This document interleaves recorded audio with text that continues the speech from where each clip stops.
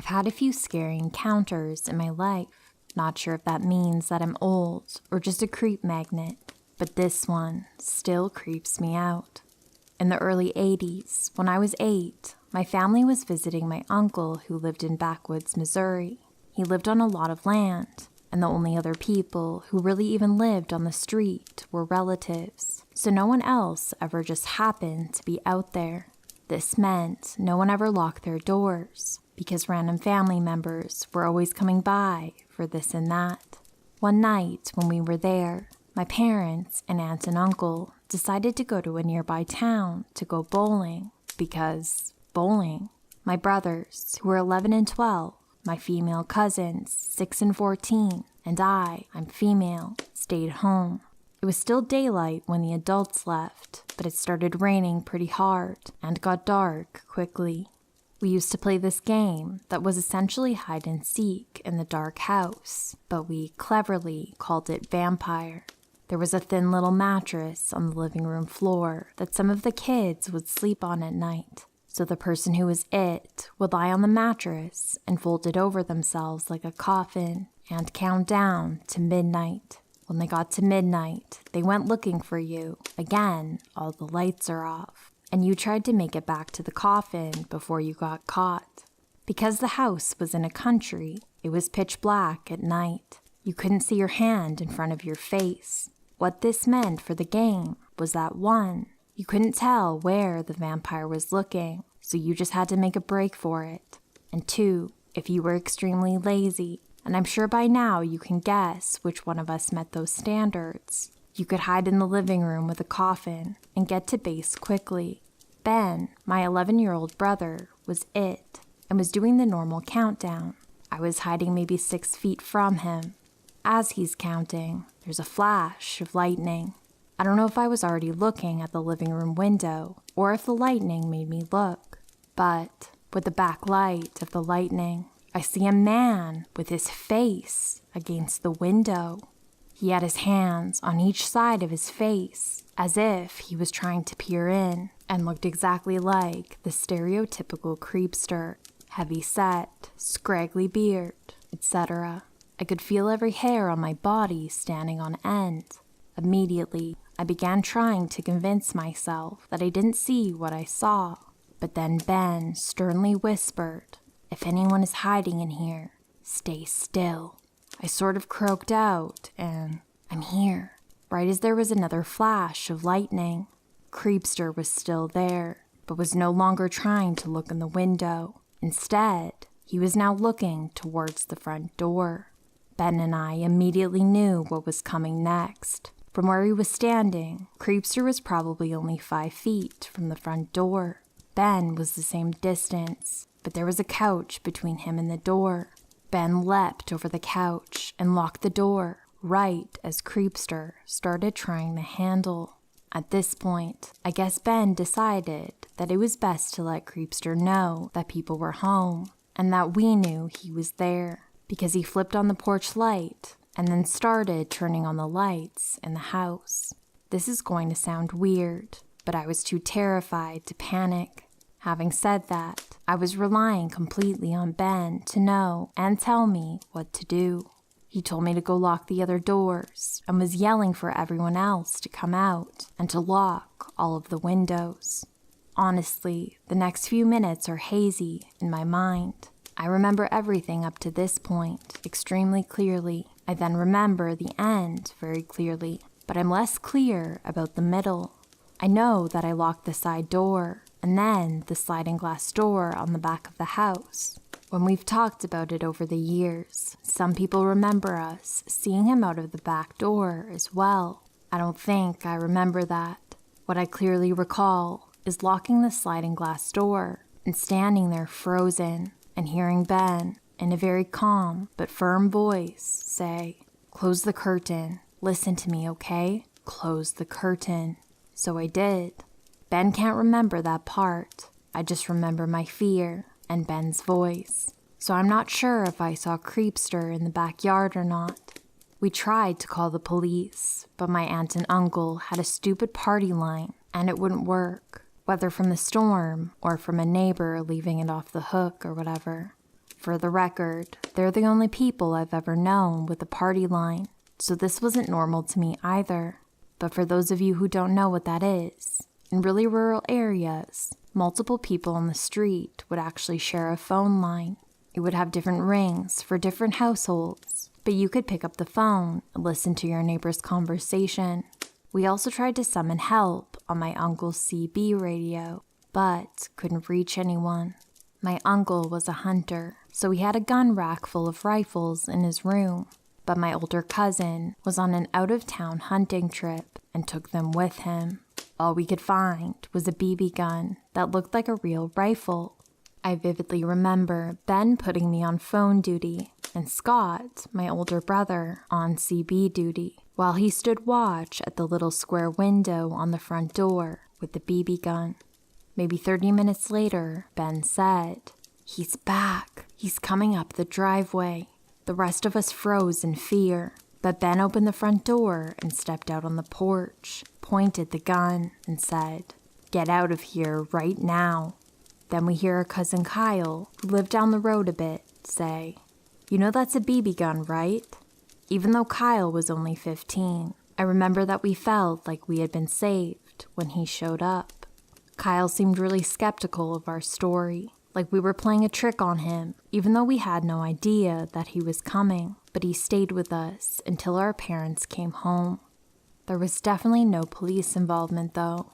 We just went on with our trip, but we never played vampire again without some mention of that night.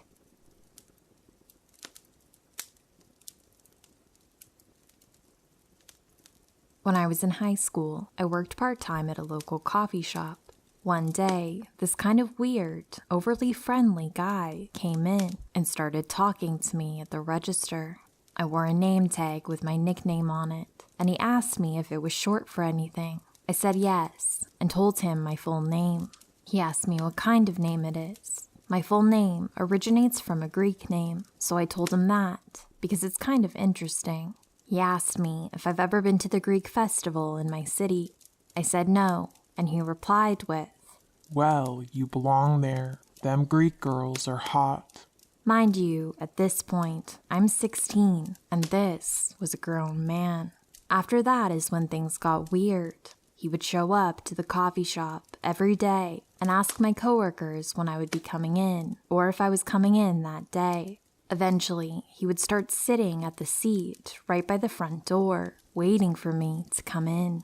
One day, he physically stood up and blocked my path and asked if he could buy me a coffee, yes, at the coffee shop I worked at, and then grabbed my hand.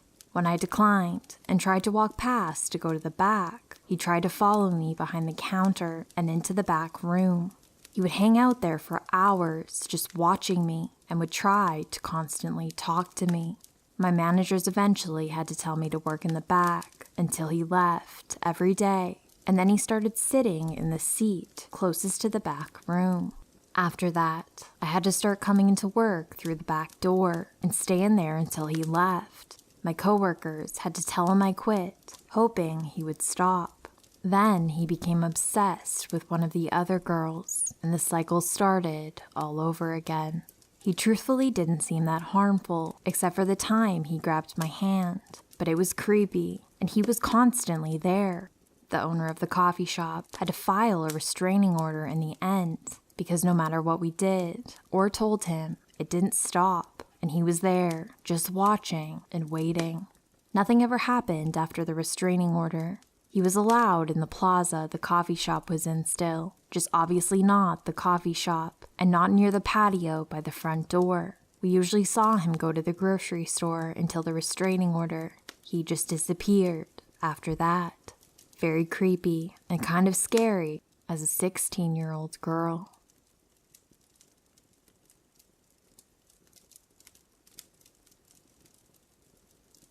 When I was around 6, my parents divorced, and my dad was soon given full custody, as my mom is an alcoholic and had racked up a few DUIs and such. Anyway, me, my younger sister, and my dad moved to a new neighborhood, and we transferred to the nearby elementary school.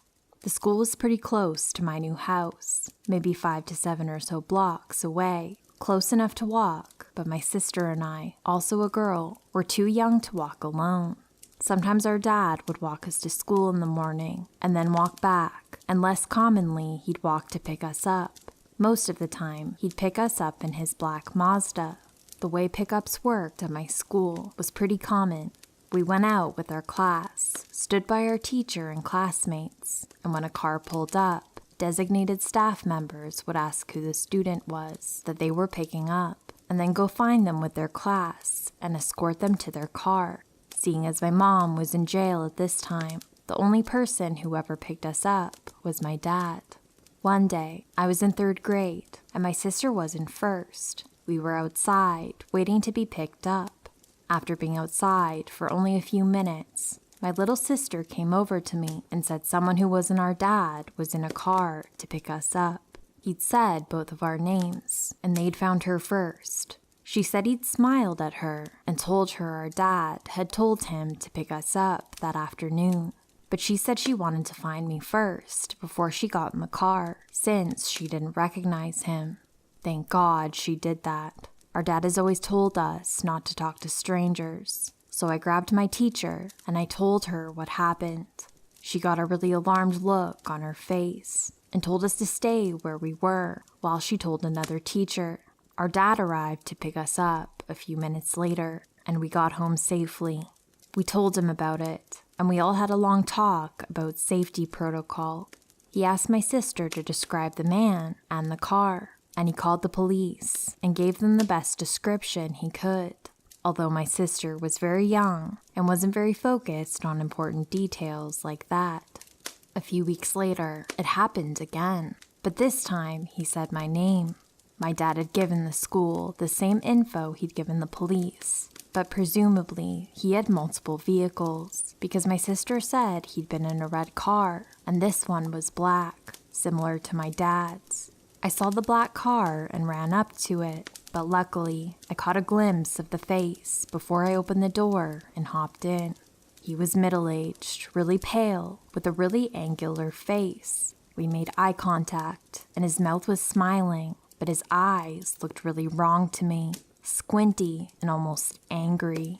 I turned back towards the carpool assistant who delivered me to the car to alert her, but by the time I did, the car was gone and I couldn't give many details. My dad contacted the police again, but without a license plate, they weren't able to do much. The last time I saw him wasn't till months later, near the end of the school year. I was walking home with a big group of friends that lived in my neighborhood, and he drove by us and slowed the car down to try and talk to us. I recognized his face immediately and alerted the other kids to run.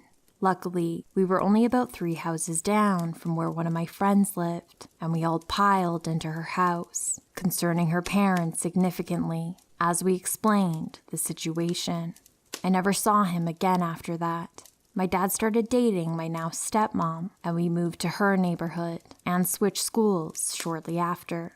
I still think about him occasionally, though. His face was actually in my dream a few nights ago, which reminded me to write about my experience. To this day, I'm in my 20s now. I don't know how he knew our names, how he knew anything about us, really. Very fucking scary to think about what would have happened to my tiny little sister if she'd gotten in the car with that man, and what might have happened to me if I had. To my childhood predator, please, please, let's not meet.